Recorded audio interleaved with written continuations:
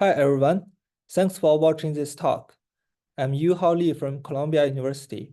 I'm going to talk about the query complexity of computing a fixed point in contraction maps. This is a joint work with Xi Chen and Mihalis Yanakakis from Columbia University. So let me quickly introduce you the contraction fixed point.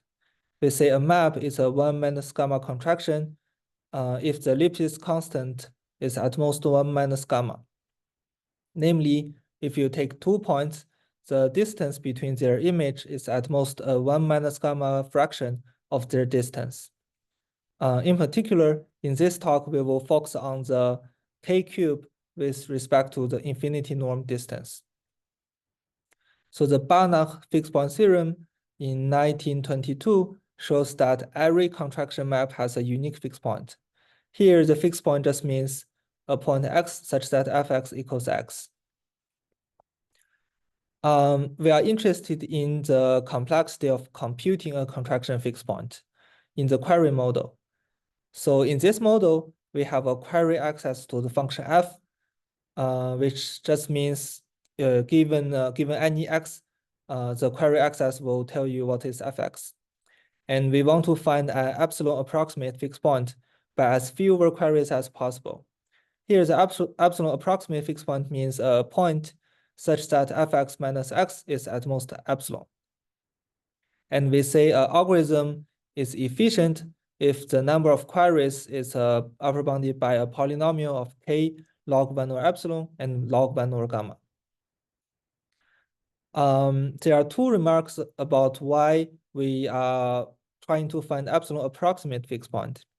The first one is that the exact fixed point, although unique and guaranteed to exist, may be irrational. So it may be infeasible to compute an exact fixed point. And also for most problems that can be reduced to contraction fixed point, epsilon approximate fixed point suffice. So the motivation to study contraction fixed point is that a lot of long-standing open problems can be reduced to the contraction fixed point. For example, the simple stochastic game, the mean payoff game, the parity games, they are problems that are in NP intersect co-NP, but not known to be in P. They can all be reduced to the finding a fixed point of contraction maps. And if one can show that contraction can be solved in polynomial time, that will imply a lot of breakthroughs. Note that the contraction fixed point is a problem in TFNP. And for those who are familiar with TFNP, the contraction is below CLS. And it is not known to be complete for any TFNP class. So any algorithmic result is possible, even including, for example, a polynomial time algorithm for it. So I will quickly show you how to prove the existence of the fixed point, and it's actually constructive. So the main observation is that start from any point x0 and follow the path, which is defined by x1 to be fx0 and x2 to be fx1 and so on and so forth. Then it's very easy to see that the distance between xn minus 1 minus xn is at most 1 minus gamma to the power of n. So the claim is that this sequence will converge to a fixed point. And in fact, it's also easy to show such a fixed point is unique. In fact, after roughly 1 over gamma times log 1 over epsilon steps, we can find such a epsilon approximate fixed point. Note that this is not an efficient algorithm because an efficient algorithm needs to have dependence of log 1 over gamma. And I will use the reduction from simple stochastic game to contraction to illustrate why such a logarithmic of 1 over gamma and logarithmic of 1 over epsilon is very crucial to be interesting. So the simple stochastic game is introduced by Condon in 1992, and it's a very elegant two-player zero-sum games. So it's a game defined on the graph, and the vertices are partitioned into 3 tabs, namely the max vertex and the mean vertex and the random vertex. So the game is a it's a two-player zero-sum game between the max player and min player. Initially, a token is placed on the vertex of the graph. And in each round, if the token is on the vertex that's controlled by the max player, then the max player can choose the next point according its edges. Similarly, if the vertex is on the if the token is on the vertex that's controlled by min player, then the min player can choose the next vertex. And if it's on a random vertex, then it will go to either of the successor with 1/2 probability. There are also two special sinks called zero sink and one sink, where they don't have outgoing edges. And if the token is on one of these two sinks, this is the end of the game. So the objective of both players is to maximize or minimize the probability of getting to the one sink. It is not hard to show that there's a well-defined winning probability on every node. So the decision problem of simple stochastic game is to decide whether the winning probability of player one is more than 1/2 or not. So note that the one-player version of this game can be very easily solved in polynomial time, where the one-player version just means, for example, there are only min player controlled nodes or random nodes, but no vertex is controlled by the max player. So this polytime algorithm gives you NP intersect co-NP upper bound, but currently we don't know if simple stochastic game can be solved in polynomial time, namely whether it's in P. In fact, we can actually have a better upper bound, namely the UP intersects co-UP, where UP just means the same as NP, but the certificate is promised to be unique. So to show such upper bound, we need to go through the contraction fixed point. We will assign every vertex a variable v, and for a vertex I, if it's a vertex that's controlled by the max player, then vi is defined by max of vj and vk. If it's a vertex that's controlled by the min player, then it's defined to be min vj and vk. If it's a random vertex, then the value is defined as 1/2 of vj plus 1/2 of vk. Furthermore, we assign the v0 sink to be 0 and v1 sink to be 1. So we denote this system of equations by v equals capital FV. Note that this is a function from 0, 1 to the n cube to itself, and it is a non-expansive map, which means if you take any 2 points, the distance between their image is no more than the distance of these 2 points. So it is non-expansive, but not a contraction map. We can do one further step to make a contraction, just times 1 minus gamma contraction parameter. So the function becomes a 1 minus gamma contraction. By the Banach fixed point theorem, we know there is a unique fixed point. And in the case that the function is generated by the simple stochastic game, the unique fixed point is guaranteed to be rational and poly-based description. So we can use this unique fixed point as the unique certificate for simple stochastic games. And because we know how to convert this unique fixed point to the winning probability, this gives you a UP intersect co-UP upper bound. So simple stochastic game is one of the few problems that has this complexity upper bound, but not known to be in P. There are 2 remarks about this reduction. The first one is that if we only care about how to use contraction fixed point to solve simple stochastic game instead of the UP intersect co-UP upper bound, then actually epsilon approximate fixed points suffice. However, in this reduction, both epsilon and gamma need to be inverse exponential.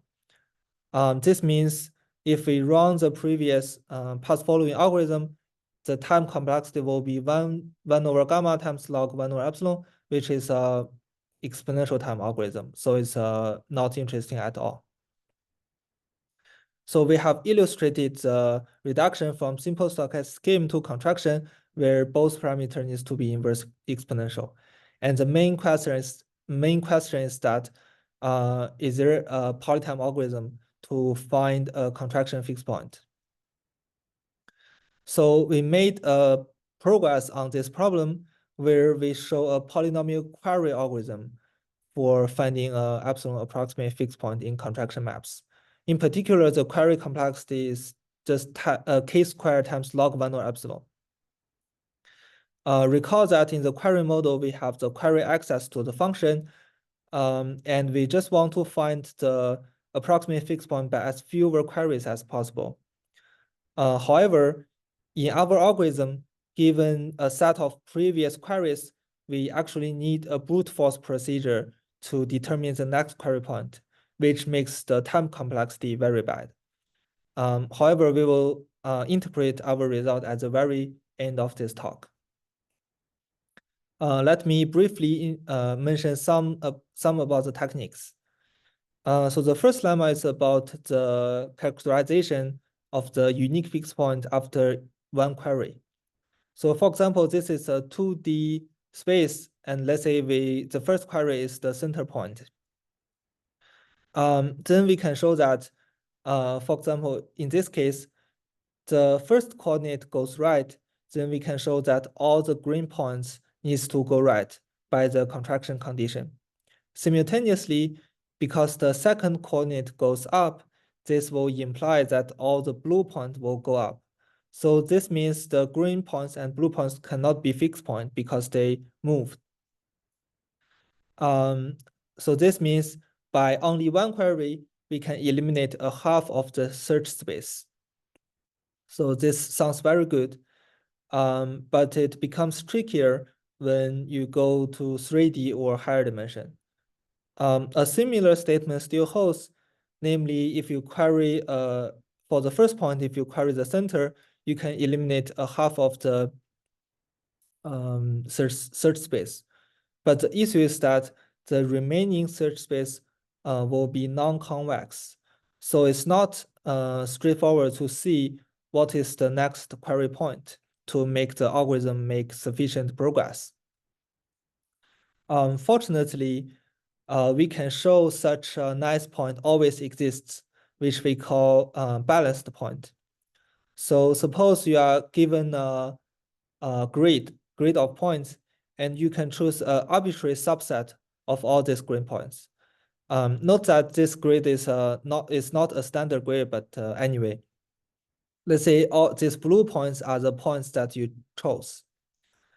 What we can show is that there exists a balanced point with a coordinate such that both sides of the coordinate contains a large fraction of the chosen point. Namely, the fraction is actually 1/2k. So this basically means there's always a nice point where you can query, and as long as you query it, you can eliminate a large fraction of the candidate points. By combining these two lemmas in a very delicate way, you can obtain the query algorithm that I claimed as the main result. The downside is that we can only show the existence of such a balanced point, but we don't have an efficient procedure to find it. That's why our algorithm is query efficient, but not time efficient. So now let me get into the interpretation of our results. It's worth noting that all other well-studied fixed points that are complete for their corresponding classes actually have exponential query lower bounds. For example, the PPAD complete problem Sperner, the PPA complete problem Tucker, and the CL's complete problem KKT. So it means that the time complexity for all these problems kind of doesn't matter because it's already information theoretically hard. In fact, for most of the topological problems, when you want to show their hardness in TFNP, you want to first prove the exponential query lower bounds. However, the story for contraction is completely different because now we have a polynomial query upper bound. This means for those who believe, for example, the contraction is hard or simple stochastic game is hard, then they need to kind of go beyond traditional wisdom about how to show hardness in TFNP. At least not definitely not through the query complex lower bound. We are a little bit more optimistic. We hope that our query algorithm can help design time-efficient algorithms for contraction or simple stochastic games. Ultimately, we hope there are polytime algorithms for these problems. There are also some open problems. So besides the time complexity for contraction, it's also interesting to study the same problem, but with respect to other P norms. So the only known result is a polynomial query and polynomial time algorithm for two norm. But besides our query upper bound for infinity norm, we don't know anything. And that's it. Thanks.